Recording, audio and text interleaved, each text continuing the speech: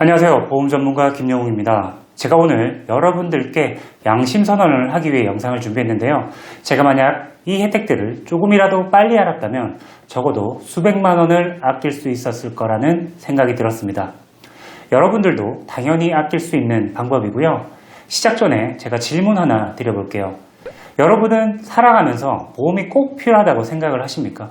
사실 감당하기 힘들 정도의 병원비로 고생하신 분들은 보험이 필요하다고 생각하실 것이고, 가입은 했지만 보험료만 나가고 크게 혜택을 받지 못한 분들은 보험이 없어도 그만이라고 하시는 분들도 계실 겁니다.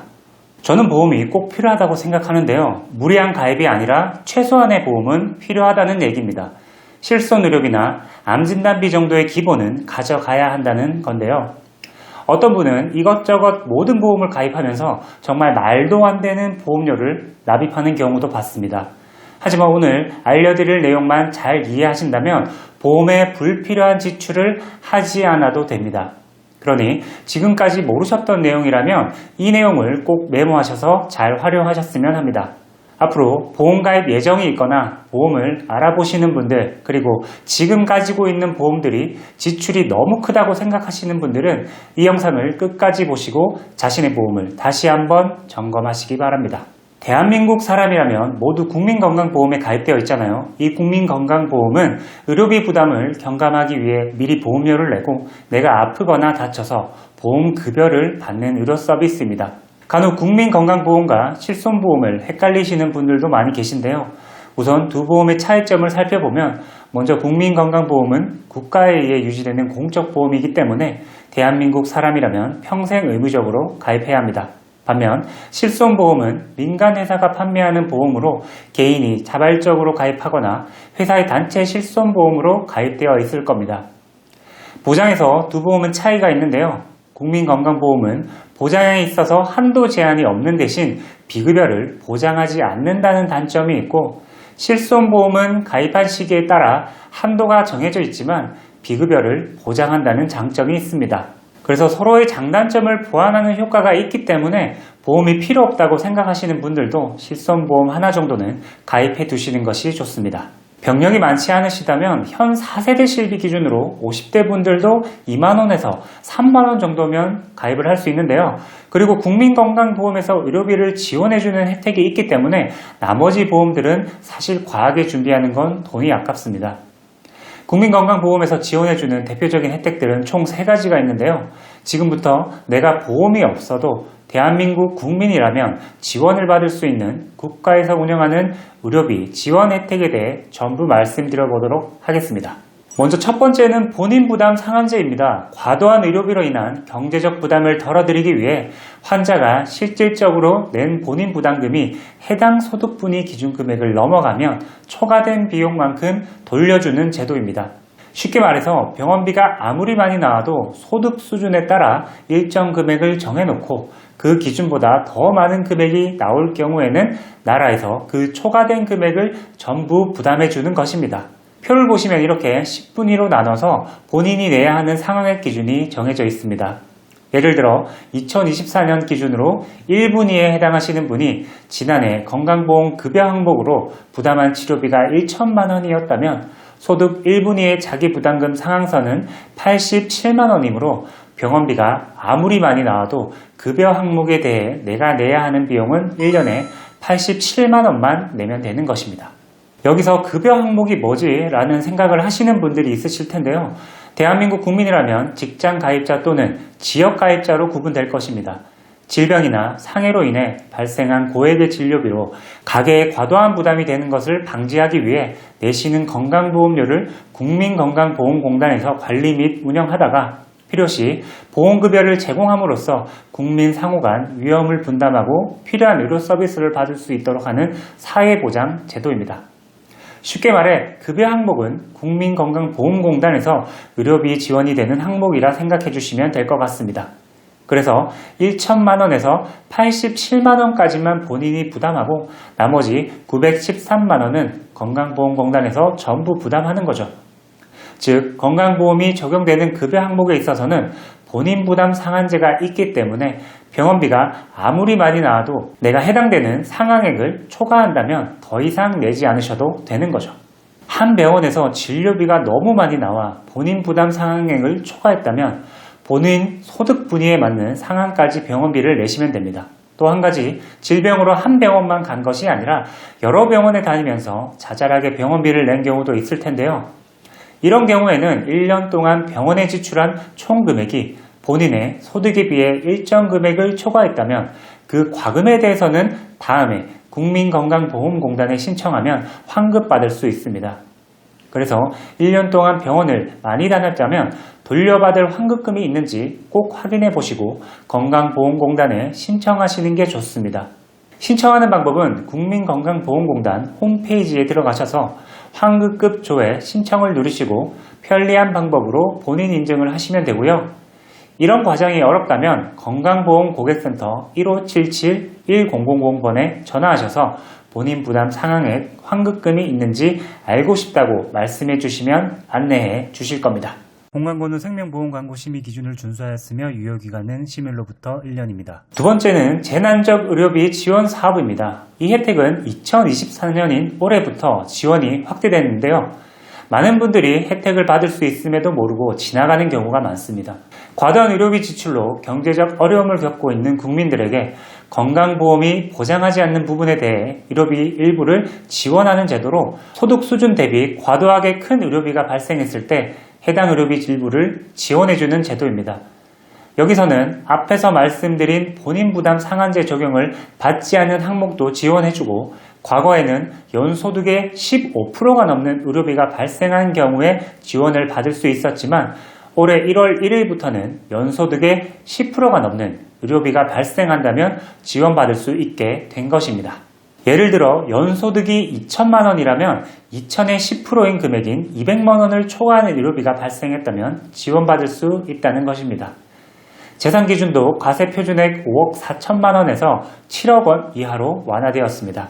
또한 기존에는 입원의 경우 모든 질환을, 외래는 중증 질환에 대해서만 지원했지만 최근에는 입원과 외래를 구분하지 않고 모든 질환으로 확대하여 지원하고 있습니다. 지원금 한도도 연간 3천만 원에서 연간 5천만 원으로 확대되었기 때문에 혜택을 받을 수 있는 분들이 많아졌습니다. 그러나 많은 분들이 이 제도를 모르고 그냥 지나치는 경우가 많습니다. 그래서 꼭 기억하고 계셨다가 혜택을 받으시기 바랍니다. 지원 대상을 보면 기초생활수급자나 차상위 계층인 분들은 본인 부담 의료비가 총 80만 원을 초과했을 경우 의료비의 80%를 지원받습니다. 중위소득 50% 초과부터 100% 이하인 분들은 본인 부담 의료비 총액이 연소득의 10%를 초과할 시 의료비의 60%를 지원받을 수 있고 중위소득 100% 초과부터 200% 이하인 분들은 개별 심사를 거쳐 의료비의 50%를 지원받을 수 있습니다. 단 재난적 의료비 사업은 비급여 의료비까지 모두 지원을 해주지만 민간 실손보험이나 국가 지자체 지원금을 수령했을 경우에는 이 수령 금액을 제외한 금액에서 지원 비율을 계산하여 지원해줍니다. 이미 중복으로 받았다면 그 부분만큼은 환수됩니다. 이 점을 꼭 유의해 주시고 최종 진료일 다음 날부터 180일 이내에 신청하셔야 합니다. 신청 방법은 환자 또는 대리인이 해당 서류들을 준비하셔서 국민건강보험공단 지사에 방문하여 신청하시면 됩니다. 하지만 무작정 방문하여 신청하려고 하면 번거로움이 생길 수 있으니 방문 전 미리 국민건강보험공단 고객센터 1577-1000번에 전화하여 필요한 서류들을 안내받고 방문하시는 게 좋습니다. 세 번째는 본인 일부 부담금 삼정 특례 제도가 있습니다. 이 제도는 진료비 본인 부담금이 높은 암, 뇌혈관, 심장, 중증 희귀질환 등에 대해서 본인 부담률을 경감해주는 제도입니다. 이런 큰 질병이 발생했을 때 나라에서는 병원비의 90% 이상을 지원해줍니다. 예를 들어 3대 질병이라고 하는 암, 뇌, 심장 질환들은 90% 이상을 지원해주며 암을 예로 들면 산정특례로 등록된 날로부터 5년간 혜택을 받을 수 있습니다. 특례기간 5년 종료 시점에 잔존암이나 전이암이 있거나 추가로 재발이 확인된다면 항암치료나 항암제를 계속해서 투여해야 한다면 재등록해서 다시 5년간 연장도 가능합니다.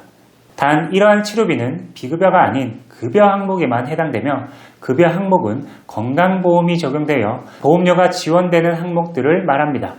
반대로 비급여 항목은 건강보험 적용이 되지 않는 항목이기 때문에 병원비를 전부 본인이 부담해야 합니다. 보통 안같이 중증 질환의 경우는 산정특례가 적용돼서 초기 치료비는 저렴한 편입니다. 산정특례 적용하는 것도 병원에서 보통 알아서 처리해 주는데요. 문제는 신약을 쓴다든지 표적치료제나 중입자 치료같이 부작용이 적은 약제나 치료를 하기 위해서는 비급여가 적용돼야 하는 경우가 있는데 이럴 때는 치료 금액이 너무 비싸서 일반적인 서민들은 치료를 못하는 상황까지 오게 됩니다. 따라서 암 진단비나 항암 방사선 치료비 등 최소한의 준비는 해두셔야 합니다. 진단비는 생활비는 물론 비급여 치료비로 사용되기도 하니까요. 이렇듯 비급여 치료를 받게 된다면 대부분은 민간보험을 통해서 해결하는 경우가 많습니다. 민간보험이라 함은 대표적으로 실손보험과 같이 개인이 개별적으로 보험회사에 가입하는 보험을 말합니다. 산정특례제도는 비급여는 보장하지 않더라도 민간보험과 중복으로 보장받을 수 있습니다. 앞에서 말씀드린 재난적 의료비와 같은 경우 민간보험과 중복으로 받게 되면 내가 받는 부분을 제외하고 지원을 해주거나 이미 받았다면 환수될 수 있습니다. 그러나 산정특례제도는 내가 민간보험을 아무리 많이 가입했다 하더라도 혜택을 동일하게 받을 수 있습니다. 여기까지가 대한민국 국민이라면 건강보험으로 혜택을 누릴 수 있는 가장 대표적인 제도들입니다.